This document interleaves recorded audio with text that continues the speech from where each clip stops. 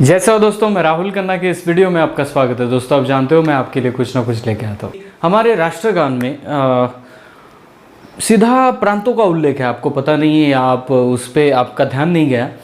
पंजाब, सिंध, गुजरात, मराठा, द्रविड़, उत्कल, बंग, ये जो पूरे क्षेत्र हैं ये पंजाब से लेकर बंगाल तक पूरे क्षेत्र का नाम लिया है।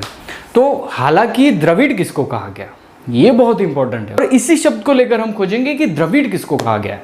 जब हम हिस्ट्री को खोजते हैं तब ये समझ में आता है कि साउथ के क्षेत्र को द्रविड़ कहा गया है। द्रविड़ मीन्स कौन? द्रविड़ मीन्स वो लोग जो लोग यहाँ प्राचीनता से रहते आ रहे हैं, यानी यहाँ के मूलवंशी लोग।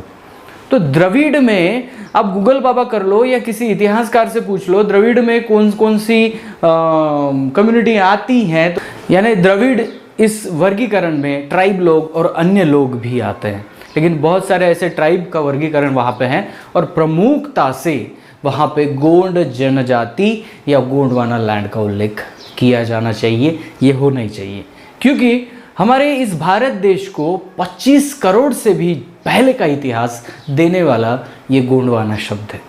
लेकिन हालांकि क्या होता है कि इस शब्द को ना बहुत सारे लोग अभी हेट करने लगे।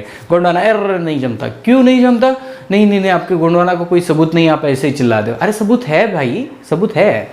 हम कैसे प्राचीन है इसका भी सबूत है, लेकिन क्या है, आपको सुनने की मेंटालिटी चाहिए। ग्रंथों की बातें छोड़िए, ट्राइब कल्चर की तरफ देखिए, जो द्रविड़ कहे जाते हैं, जो प्रोटो द्रविडियन भी कहे जाते हैं, और उन ट्राइब का इतिहास 1 साल 2 साल 3 साल नहीं, 10 साल भी नहीं, 1 लाख भी नहीं, 25 करोड़ साल पहले का यहाँ पे उनके क्षेत्र का इतिहास बताया जाता है। अभी आप कहेंगे ऐसे कैसे हो सकता है, ऐसे हो ही नहीं सकता सर। 25 करोड़ साल यानी क्या मानव की उत्पत्ति? हाँ ठीक है, मानव की उत्पत्ति तब हुई होगी, लेकिन एडवर्ड सुएज जैसे अनेक जो वैज्ञानिक है उन्होंने ये सिद्ध किया है कि यहाँ पे गोंडवाना लैंड था। अभी गोंडवाना, आप ये भी कह सकते हैं सर जी गोंडवाना तो अभी नाम दिया गया है, वो लैंड ही था। तो लेकिन गोंडवाना नाम लगाए क्यों गया? क्योंकि जो प्रजाति, जो क्षेत्र, जो ट्राइब, ये जो पूरा कल्चर है, ये कहीं ना कहीं उनके अंतर्गत आता था। जो क्षेत्र मैं रहता हूँ महाराष्ट्र के विदर्भा में, यहाँ पे हमारा चांदागढ़ एक प्रचलित गढ़ है। वैसे गोंडवाना के 4 बड़े गढ़ आते हैं, एक चांदागढ़, दूसरा खेरलागढ़, तीसरा गढ़ामंडला और चौथा है देवगढ़। ये 4 गढ़ बड़े इंपॉर्टेंट है। तो इन 4 गढ़ों में से एक गढ़ का रहने वाला मैं भी हूँ। तो चांदागढ़ का मैं होने कारण मुझे पता है कि मैं गोंडियन कालीन, मैं गोंडियन ट्राइब हूँ। तो मेरा जो राज्य शासन का चिन्ह है वो है हाथी पर शेर सवार। अभी ये यदुराय मडावी जी की कहानी से क्लिक होता है, लेकिन इसके पीछे एक बड़ा रीज़न है। ये वो है कि ये जो राज्य चिन्ह है, ये राज्य चिन्ह सिर्फ आपको एक चिन्ह नहीं बताता, ये बताता है कि इस व्यवस्था को कैसे चलना चाहिए। जी हाँ दोस्तों, बलाढ्य और बहुत बड़ी ताकत वाला हाथी यानी यहाँ की प्रजा, और इस प्रजा को सुदृढ़ रखने वाला या चलाने वाला वो राजा। ये गोंडवाना के इकोनॉमिकल सिस्टम का एक भाग है जिसको आपको समझना है। ये सिंबल बहुत बड़ा मैसेज दे देता है। लेकिन एक्चुअली क्या हुआ, जब हम महाराष्ट्र में है, महाराष्ट्र बीच में है, उत्तर से लेकर दक्षिण तक आप जाएंगे तो आपको यही चिन्ह मिलेगा अलग अलग वेरिएशन में। कहीं पे हाथी की सूंड शेर को लग गई, शेर बड़ा हो गया, हाथी छोटा हो गया, हाथी बड़ा हो गया, शेर छोटा हो गया।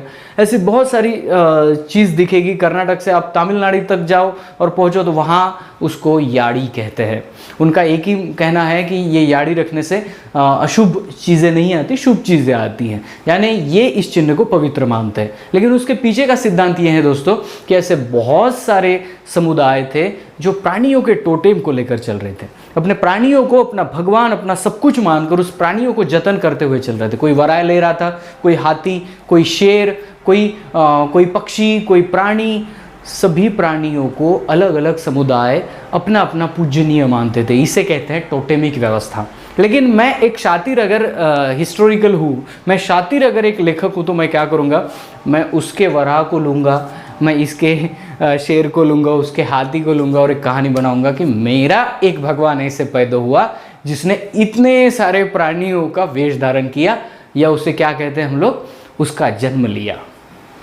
ऐसे ही गुम्फन हुई, ऐसा ही चला, क्योंकि सबसे पहले यहाँ पे टोटेमिक सिद्धांत ही था। आप हम्पी जाइए, मैं गया हूँ हम्पी, और हम्पी में जाने के बाद आपको वहाँ के राजा का कुछ वराह एक चिन्ह मिलेगा, जो जिस चिन्ह को, जिस सिंबल को बहुत बड़ी पैमाने पे माना जाता है। शायद गूगल पे भी आपको मिल जाए, हम्पी के राजाओं का जो राज्य चिन्ह है वो भी आपको मिल जाएगा। ये वराह, ये हाथी, ये शेर, ये टाइगर, ये सभी कहाँ से आए? ये सांप, ये जो है ये प्राचीन रहने वाले समुदाय अपनी पहचान ऐसे नहीं बताते कि मैं ऐसे नहीं बताऊंगा कि मैं कन्ना का हूं, मैं राहुल हूं। मेरा टोटेम क्या है, मेरा समुदाय किस प्राणी को फॉलो करते आ रहा है? तो हाँ, मेरा समुदाय मगरमच्छ को फॉलो करते आ रहा है। सो दिखाओ, मेरा समुदाय अगर मगरमच्छ को फॉलो करता है तो उसकी जो भी प्रजाति है, छिपकली से लेकर मगरमच्छ घोलपल तक, ये सभी चीज़ें, तो ये हमारी पहचान है। तो हम गढ़ किलो पे क्या करेंगे? कन्ना काओ, हम मगरमच्छ का चिन्ह निकाल देंगे। कोई सुड्डुम है तो वो सिडाम है तो वो सुड्डुम का निकाल देगा, कोई वेलादी है जो नागवेलिया का निकाल देगा। अपने अपने गढ़ किलो पे अपने अपने प्रतीक लगाते हैं। ये प्रतीक क्यों लगाते हैं? क्योंकि वो उनका टोटेम है। तो ये टोटेमिक सिद्धांत को आपको बहुत बढ़िया समझना पड़ेगा, तब जाके आपको पूरी बात समझ में आती है। और दक्षिण में जो द्रविड़ एरिया कहा जाता है, पूरे दक्षिण में सही में द्रविड़ बसते हैं। वहाँ की भाषा प्राचीन है, वहाँ के समुदाय प्राचीन है, और वो मूल निवासी मूलवंशी कंसेप्ट में आते हैं, और इसीलिए उस क्षेत्र को द्रविड़ क्षेत्र कहा गया है। और इस द्रविड़ क्षेत्र में जो याड़ी मिलती हैं, ये सीधा सीधा गोंडवाना के राज्य चिन्ह को प्रेजेंट करती है। लेकिन बहुत सारे लोग मानते हैं, अभी बहुत सारे लोग नहीं मानते, ये तो बात की बात है। लेकिन गोंडवाना राज्य चिन्ह का असली इतिहास यहाँ के गोंडियन सूत्रों के पास। जानकारी के लिए बता दूं कि मुझे एक जो फ़ोन आया था मलेशिया से, जिनके साथ मैं बात कर रहा था, उनको मेरी चैनल पसंद आती है वगैरह वगैरह, तो उन्होंने भी कहा कि ऐसा कुछ चिन्ह मलेशिया में भी है। तो हमें ये समझना पड़ेगा कि ये जो व्याप्ति है गोंडवाना की, ये भारत के लिए नहीं थी, ये ऑस्ट्रेलिया में थी, ये दक्षिण अमेरिका में भी थी, ये मलेशिया तक थी। यानी गोंडवाना लैंड जहाँ जहाँ था वहाँ वहाँ ये चिन्ह हमें नज़र आता है। इसका मतलब ये चिन्ह किसी भी पंथ, किसी भी धर्म का नहीं है। ये चिन्ह आपको दर्शाता है कि गोंडवाना की अर्थव्यवस्था क्या है। और इस अर्थव्यवस्था को अगर आज हम समझें तो हमारी जो अर्थव्यवस्था है वो सीधी हो सकती है। आज इस चिन्ह के गणित के अनुसार आज शेर पर हाथी चढ़ा हुआ है, इसलिए हमारा जो अर्थव्यवस्था का दर है वो दिन ब दिन नीचे चलता जा रहा है। चलिए दोस्तों, ये पॉइंट हमारा नहीं है, हमारा पॉइंट ये है, मैं गया था बंगाल कलकत्ता में एक प्राचीन म्यूजियम है, जिस म्यूजियम को 1814 में बनाया गया। जी हाँ दोस्तों, आप में से बहुत सारे लोगों ने वहाँ जाके देखा होगा, नहीं देखा होगा तो कभी भी आप कलकत्ता में जाइए तो कोई एक प्लेस कम कर दीजिए, लेकिन म्यूज़ियम जाइए, पूरा दिन लगेगा आपको पूरे म्यूज़ियम देखने के लिए, एक दिन निकाल के जाइए, बहुत बड़ा म्यूज़ियम है। उस म्यूज़ियम में एक हमें पेड़ मिला, अभी वो पेड़ जिंदा नहीं था, वो पेड़ करोड़ों साल पूर्व का है। तो उसकी स्थिति क्या होगी? पेड़ जब एक लकड़ी जब वो उसको करोड़ों साल हो जाते हैं ना, वो पत्थर में तब्दील हो जाता है। ये साइंस कहता है, मैं नहीं कहता, और मैं वही बता रहा हूँ आपको। तो वो पेड़ था जो पत्थर में तब्दील था, और उस पेड़ को मैंने अच्छी तरह से निहारा कि अरे यार ये पेड़ जो है ये पत्थर बना, और इस प्रोसेस को करोड़ों साल लगे। और इस प्रोसेस को, और वहाँ पे वैज्ञानिकों ने जिस पत्थर को खोजा, इस पेड़ को, और वहाँ पे म्यूज़ियम में ला के रखा, उस लोगों का कार्बन डेटिंग होने के बाद उन लोगों ने वहाँ पे एक चार्ट लगाया। उस चार्ट को पहले हम पढ़ते हैं। दोस्तों, ये जो चार्ट है ये आपके सामने है, आपके स्क्रीन पर है, मैं इसको पढ़ता हूँ। डेडोक्सिलन वृक्ष के तने के जीवाश्म 25 करोड़ वर्ष पूर्व के है। यह जीवाश्म डेडोक्सिलन वृक्ष जाति के तने हैं। यह सन 1924 यानी 1924 में आसनसोल पश्चिम बंगाल के निकट रेलवे लाइन के निर्माण के दौरान पाया गया। इस प्रजाति के वृक्ष आजकल विलुप्त हो गए हैं। लगभग 25 करोड़ वर्ष पूर्व जंगली वृक्ष के रूप में ये समस्त प्राचीन गोंडवाना लैंड पर फैले हुए थे, जिसके अंतर्गत भारत, अफ्रीका, ऑस्ट्रेलिया, उत्तर एवं दक्षिण अमेरिका आते हैं। इस जीवाश्म तने की कुल लंबाई 22.25 मीटर 73 फीट है। भूवैज्ञानिक दृष्टि से यह जीवाश्म निम्न गोंडवाना के अंतर्गत पंचेत फॉर्मेशन के तलछटी चट्टानों के भीतर संरक्षित पाया गया है। दोस्तों, ये जो मैं बता रहा हूँ, मैं तो ये म्यूज़ियम में ज़्यादा घूमता हूँ, मैं ऐसे वैसे क्षेत्रों पे नहीं जाता। मुझे म्यूज़ियम जाना बहुत पसंद है, तो मैं वहाँ पे जाता हूँ। तो जाने के बाद मुझे ये मिला जो कह रहा था कि गोंडवाना लैंड का एक उल्लेख हो रहा है। और ये मैं नहीं कह रहा हूँ, ये म्यूज़ियम तत्ववेता जो हमारे भूवैज्ञानिक हैं, जिनके द्वारा इसका कार्बन डेटिंग किया गया होगा, वो लोग यहाँ पर बता रहे हैं। आजकल इस इतिहास को सामने नहीं आने दिया जा रहा है। तो मैं सबसे कहूँगा कि आपका ना यहाँ पे हमारा कल्चर, सभ्यता, नागरिक व्यवस्था, ये सब व्यवस्था निर्माण होने के पूर्व का ये काल है। इसीलिए इस बात को समझिए कि प्राचीनता क्या है। हमारे इंडियन बच्चों के दिमाग में प्राचीनता यानी धर्मता, यानी प्राचीनता यानी किताबों की प्राचीनता नहीं है। प्राचीनता यानी जहाँ से किताब लिखना शुरू हो गया वो प्राचीन नहीं है। प्राचीन हम कहेंगे उसको जिस चीज़ की प्रथम शुरुआत हुई है, जिस चीज़ की शुरुआत हम मानेंगे उसको हम प्राचीन क्या कहेंगे। कोई इतिहासकार सिंधु घाटी सभ्यता के तक जाके रुक जाता है और उसको अपना बता के भूल जाता है। कोई इतिहास बहुत पीछे चला जाता है तो वो यहाँ तक जाता है कि पृथ्वी की बनावट कैसे हुई, ज्वालामुखी से एक पत्थर बना, पत्थर से वो हुआ और फिर पृथ्वी का निर्माण हुआ, वहाँ पे जल का संचय हुआ, वहाँ तक पहुँचता है।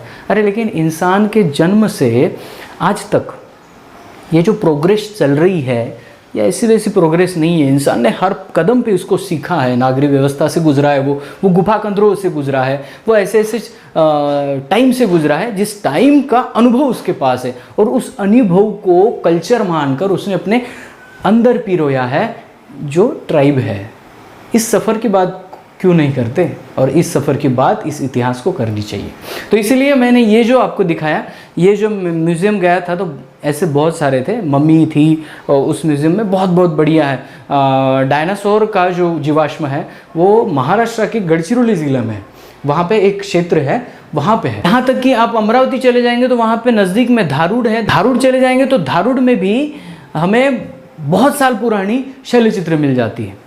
हमें भीमबेटका मिलता है, हमें आदमगढ़ मिलता है, बहुत सारी चीज़ें। हम्पी जैसे द्रविड़ क्षेत्र में शैल चित्रलिपि हमें ज़्यादा मिलती है। इसका मतलब ये है कि द्रविड़ों का लिंक सीधा ट्राइब जनजाति से होगा, इसलिए वहाँ पे सभ्यता पनपी थी।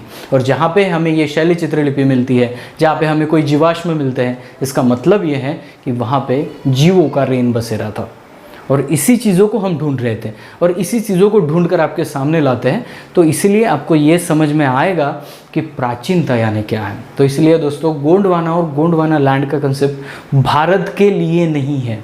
ये ऑस्ट्रेलिया है, ये दक्षिण अमेरिका है और अन्य कई देश है, मलेशिया तक फैला है और अन्य जगहों पे फैला है, जहाँ पे भी आपको ये येन सोडुम यानी हाथी पर सवार शेर मिलना संभव है, ये मिल सकता है। तो इसलिए दोस्तों, इसमें और व्यापक बनकर हमें इसमें स्टडी करने की ज़रूरत है और इसमें और खोजने की ज़रूरत है। अगर हम इस गोंडवाना के इतिहास को किसी धर्म का नाम देते थे, किसी एक समुदाय का नाम दे देते, तो ये बहुत गलत हो जाएगा।